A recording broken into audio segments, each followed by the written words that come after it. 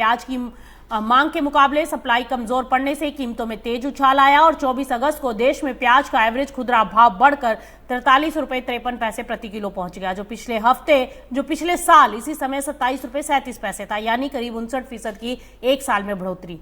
थोक बाजार में भी कीमत करीब 68% बढ़ी और 35 रुपए 58 पैसे प्रति किलो पहुंची।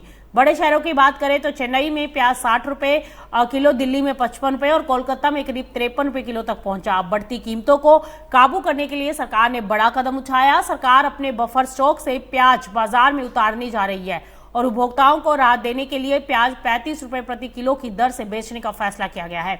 इसके लिए एनसीसीएफ और नाफेड के बिक्री केंद्रों का इस्तेमाल किया जाएगा और शुरुआत में चेन्नई, मुदेरू, दिल्ली, अर्नाकुलम और गुवाहाटी जैसे बड़े खपत केंद्रों पर सस्ती प्याज उपलब्ध कराई जाएगी और जरूरत के हिसाब से बाद में दूसरे शहरों को भी इसमें शामिल किया जा सकता है।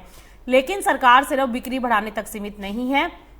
नासिक से देश के बड़े खपत केंद्रों तक कांदा एक्सप्रेस के जरिए प्याज भेजा जा रहा है।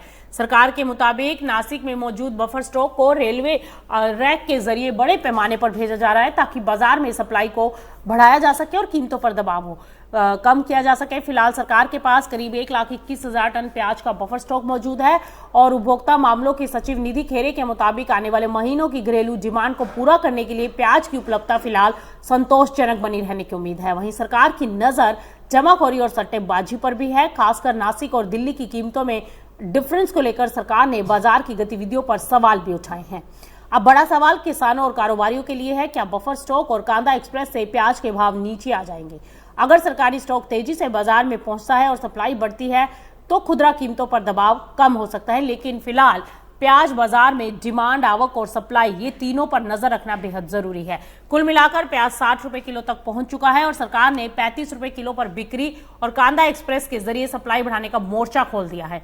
अब देखना होगा कि सरकारी प्याज बाजार में पहुंचने के बाद कांदा के भाव कितने नीचे आते हैं और किसानों को मंडी में क्या भाव मिलता है।